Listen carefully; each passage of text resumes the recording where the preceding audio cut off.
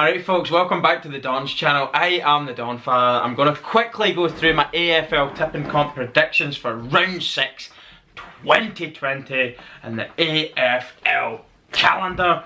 And on Thursday, the 9th of July 2020 at the SCG, it's Geelong versus the Lions. Geelong managed to get another win. That's a back-to-back win now for Geelong. And I'll tell you something, they've not done that in a while, which is quite surprising for a footy club of this stature and size and quality that they possess on the footy field. They're up against the Lions though, who have got 4 wins out of 5, and those 4 wins are straight wins now after them thumping Port at the weekend. A convincing win there. I'm just going to rattle through these predictions quite quickly. I think the Lions are going to do this one. I think the Lions are probably now looking like the best team in the competition. I think in the first 4 rounds Port looked strong, but as somebody had said to me, Port hadn't really played a top team at this point, and I feel that although Port's a very, very good team, and I believe that Port could actually go all the way if they really back themselves, I believe that there's potential in that Port side. But I think Lions were bloody well good on the day, and they deserved the win. So on that note, I feel the Lions are going to win this one. So Friday the 10th of July, the only game of course on Friday, the featured game, the Giant Stadium. It's a Melbourne clash at the Giant Stadium in New South Wales between Collingwood and Hawthorn. And do you know something? I had difficulty picking this one because Collingwood's lost the last 2 games. They've won 2 out of 5 and of course drew that one against Richmond in round 2. So they've 2 wins out of 5 games, which is not good. And Hawthorn have got 3 wins out of 5. Obviously they got beat off the Giants in the last game yesterday on Sunday. The Giants were very, very good in that. And I didn't think Hawthorn were all that impressive. Having said that though, I think there's something about Hawthorn. They've improved a little bit this year from last year. This is what made this prediction difficult, but I'm going with Collingwood, maybe against my better judgment. I think I'm going to go with my head over my gut this time. I do think if I was going with my gut, I'd probably say I've got a sneaky feeling Hawthorn could kind of take this one, but I'm going to go with the head and say I think Collingwood aren't a million miles away from coming good. They just need to start being more ruthless in front of goals. They've just not been good enough in the final third, have they? In the forward 50, I think they've been quite sloppy. Obviously, there's been players that they're going to be missing now from this weekend, big name players. I quite like young Dacos. I think I actually added him into my super coach because he's a player that I think is just quietly going about his business, and he's starting to show signs of his father. If he could be any bit of what his father was, we're onto a bloody winner there with Dacos. And actually I've heard that his brother's coming through as well, and he's meant to be an absolute gun. And of course with the father and son rule, I'm sure he'll play for Collingwood as well, so you could have 2 Dacos playing for Collingwood next year. But apparently this kid's the best of the best at his age group, so really exciting stuff coming in the future. On that note, that's just a wee bit of information that I heard at the weekend there on the Collingwood game when I watched it. So I'm going with a Collingwood win at the Giant Stadium for the Friday feature Friday night game. First game up on Saturday, Freo versus St Kilda. Of course, Freo broke their duck of losing every game. They came up against the Crows and they beat the Crows, albeit it wasn't a high scoring game. I think it was 54-34 off the top of memory. I think Nat Fife could be back for Freo, which will be a big bonus. They're playing St Kilda, and actually you would say, oh, this will be a bit of an arm wrestle, this game usually between these 2 sides based on maybe previous years. But this St Kilda team, there's something about them that I'm just really enjoying right now. Coming forward, they've actually got 3 wins out of 5, 2 weeks back to back. So on that note, I don't think St Kilda will have much problem with Freo. Of course, it'll be Brad Hill's first game against his old club Freo since he's left them, which will be quite interesting to see how he gets on there. But there's so many players that I'm enjoying right now at St Kilda, and I think they're buzzing. I think they're playing with confidence. They're good coming forward. They're a fast-flowing attacking team. They're physically strong. There's some guns in that team, young guns in that team that, let me tell you, in a couple of years could be something special. But not going to go into too much detail. St Kilda win. West Coast Eagles versus the Crows then. Next game, this one comes at the Gabba, the last game in the Queensland hub for the West Coast Eagles before they go back to Western Australia.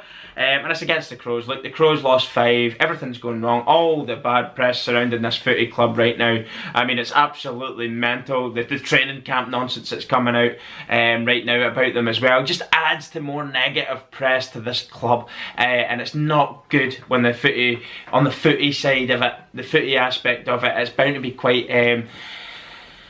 subconsciously affecting them just because there's so much negative press coming to the football club. It's not ideal. And the West Coast Eagles, they were absolutely brilliant at the weekend. Their game was against, let me see again, I remember it, the Swans, 77-43 against the Swans.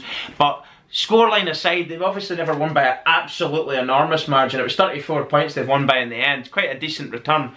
But it was the way the West Coast Eagles were playing. They were kicking the footy, lovely deliberate kicks, picking out their man, controlled passing, really looked like they played with a bit of confidence there. The big names that have been they've just literally not turned up in 2020, like Elliot Yeo. I mentioned Yeo and I thought he was fantastic. I've mentioned a couple of other guys I just thought were fantastic on the day in my video review of that game, and they just hadn't turned up in 2020. Nick Natanui, wow, what a ruckman that boy is. If he can get going real early in this game, that could set the tone for how the game's going to pan out. And if he can get going, and I'm talking really early, and they can get a couple of scores up pretty quickly, this could get quite embarrassing quite quickly for the Crows. I'm predicting an absolute gubbin in this one. West Coast Eagles to hit the first century of the campaign, and it will come at the humiliation of the Crows, unfortunately. So anyway, West Coast Eagles convincing win.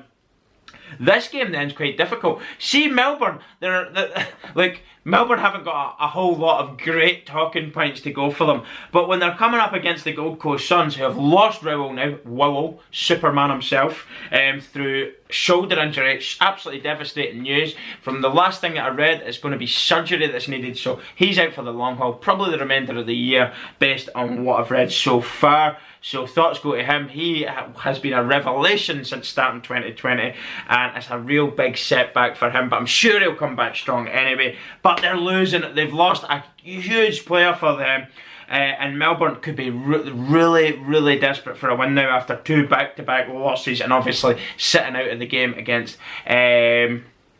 Essendon when it got postponed. They've managed 1 win out of the 4 games they've played. As I said, they'll be desperate to get a win here, but all that being said, I think the Gold Coast Suns, even without Rowell, are still, like, they played Geelong, didn't they? Yes, they played Geelong. They got beat 89-52. They've lost by a 37-point margin, which was actually quite a good scoreline for Geelong there. But the Suns have managed, last year, if they played Geelong, they probably wouldn't have put 52 against them, and that was without Rowell. They've got some good players, Took Miller, King. There's just so many players right now that I've really enjoyed watching in the Suns. So make no mistake, they are still a decent enough footy team this year, and I think Melbourne, they're better than the Crows. They're probably on par with Freo right now. I put them in that category. I think Gold Coast Suns are a little bit above them, and I'm predicting the Gold Coast Suns win anyway. So the last game on Saturday becomes between Essendon and North Melbourne. At North Melbourne, look, 3 losses in a row after starting so well with 2 back-to-back wins. One in round 1 and round 2. Obviously a big gap between round 1 and 2, but they've managed 2 wins, and then they went on and lost 3 games. Essendon, they've only really lost 1. Obviously, but they've played 4 games when it should have been 5. Of course, I just mentioned it, the Melbourne game was postponed, so they've got 3 wins out of 4, which is actually quite good for Essendon, and I'm confident here in Essendon. Look, they're not a high-scoring team, they don't dazzle you with beautiful footy, but they just go about their business quite quietly, and effectively they get the job done. They're a low-scoring team, but they get the job done. They've done the same towards the end of the ladder. The split for the finals footy last year, they just kept grinding out results steadily in a row. I can't remember how many wins they put together in a row. I think, off memory, it's probably about 6 or 7. So, like, Essendon, do you know what? If they can keep doing this, they could get finals footy this year. There's no denying that they're not an exciting team to watch. But as I keep saying, they're getting the job done. How long can they keep getting the job done? I think they're going to get the job done this weekend. I've backed an Essendon win for the final game on Saturday. And that's at the Metricon. So we're back at the Metricon then for Sunday, the 12th of July. Port versus Giants. This is probably, looking at the fixtures, the feature game based on the Giants' current form and the way they beat Hawthorn. And Port obviously, like, they got battered off the Lions, but they've started this campaign so well. So this is a big game. This was probably one of my hardest ones to call as well, actually. But I'm backing the Giants. I think 2 wins in a row now. They're a big, strong team. And what I'll give credit to the Giants for is, when I say big and strong, I mean physically big and strong. Literally big and strong. And they play that sort of footy to suit their physicality. They play that sort of footy. Kick the ball up to the tall forwards. The defenders are brilliant at the back. I mean, they've got some really good defenders. I think defensively they're one of the teams that I enjoy the most. There's no nonsense defending. You're quite relaxed when you see these guys there, and they're starting to find a bit of form now. So I think this is going to be a really difficult game for Port. Of course, they're at the Gabba next week before they go back down to South Australia, where they should have so many consecutive games in a row. So if they could get a win here, that'll be 5 wins out of 6 games. Then going into their last game at the Gabba, if they could get 2 more wins, 6 wins out of 7, and go back to South Australia for the hub, Port are in a very, very, very strong commanding position at that point, because they'll have crowds at the Adelaide Oval, and that will give them a boost, a subconscious boost, psychological boost. Certainly, it's looking good for them this year. However, that being said, my predictions suggest otherwise. I think from what I saw on the Port game, Duursma was a huge loss. I don't know if many people will agree with me with that one, but that sort of attacking ability that he has, once you get into the forward 50, he's always there floating around, just in a bit of space, and he's quite deadly in front of goal for such a young man. He's somebody that I really enjoy. The footy's nice and fast flowing between him, Rosie and Butters, the 3 young lads. Of course, Motlop I think has been sensational. Charlie Dixon's had a fantastic year. I think he's joint top in the Coleman Medal race. Also Rockcliffe, he's doing well, isn't he? He's going about his business. Travis Boak was probably one of the best players for Port in their defeat to the Lions, and I think Robbie Gray's a fantastic professional. I think, was he 32, 33 years old, and you know what, he's looking good. He's playing some good sharp footy this year. I think overall Port are looking good, but I think the Giants will be spurred on from this one. They're going to be at the Metricon. It's not going to be in New South Wales. It is going to be at the Metricon, where Porter's actually won quite a few games there this year, so they'll take confidence from that. But I'm still backing the Giants. So on to the next game. This one's at the Gabba between Richmond and Swans. This was actually difficult. On paper, you would say Richmond for the win, but like, Swans have managed 2 wins out of 5. Last 2 weeks they've lost. Richmond haven't been great. They've won 2 wins out of 5 and had a draw, so they're on 10 points. Not great, really. Losing at the 2 games before they got their win there at the weekend. But they're going to be without quite a few players, because some people have decided not to travel for personal reasons, to go to the hub. There's been a couple of injuries. I think Presty is out, big blow. Really, really good football player. Big senior players. I don't know if I read right, but I think I could possibly have read that the Richmond are without 6 players for this weekend, which is quite a lot to take out of your team.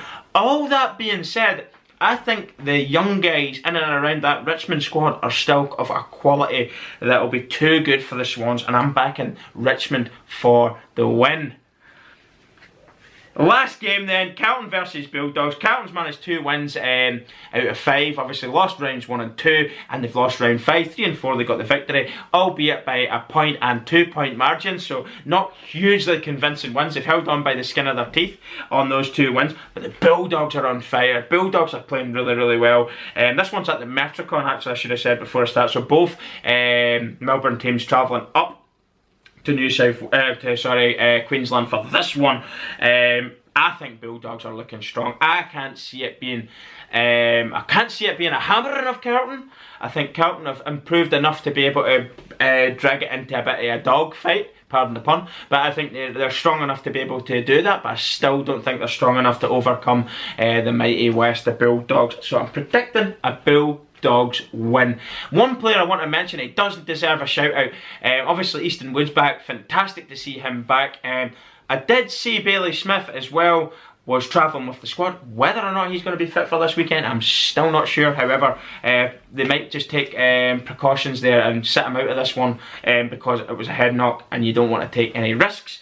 But Libba, super Libba, he's back and he's back. He has made a difference to this Bulldog side from he's been back. They look more assured, they look more confident. They're playing what people have said was the 2016 Bulldog style. Quite an attacking brand of footy, direct footy, no fucking about. Get the footy and get it up the field. Quite aggressive approach to the game. Big Bruce needs mentioned as well, kicking 6 goals at the weekend. Fantastic for him. Love to see him kick on from that now and start putting a run of games of getting 2 or 3, maybe 4 goals in consecutive games now, because he's a player I admired at St Kilda. He was a hard working player, no frills if you like, doesn't grab the headlines, but he's a fighter, he's a bit of a warrior up there, and he actually matches that Bulldog spirit that I love so much. So I just think Bulldogs for the win. So anyway, just quickly run through my 9 teams that I think are going to get the win for round 6. Thursday, Lions. Friday, Collingwood. Saturday, St Kilda, West Coast Eagles, Gold Coast Sun and Essendon. And on Sunday, Giants, Richmond and the Bulldogs. Thanks very much for watching, everyone. Don't forget, just want to thank someone made a donation to our Get Us to Oz fundraiser. Thanks very much, whoever that was. It's greatly appreciated. I haven't opened it up yet to give you a shout out, but I will if you've left your name. Some people do it anonymous, so whoever you are, thanks very much. Become a patron. I'm giving away, after a few payments, if you're on the silver or gold tier, I'm going to be giving one of them after 3 payments. You'll get one of them sent to you in the post. Bit of courtesy for your support, and also each tier has different personalised things.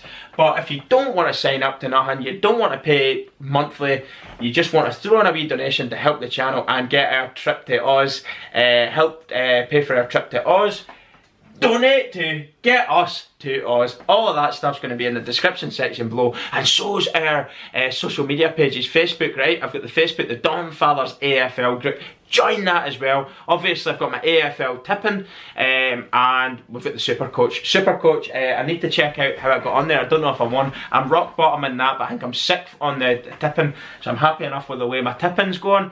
But my Super Coach could improve and improve rapidly. It really needs to.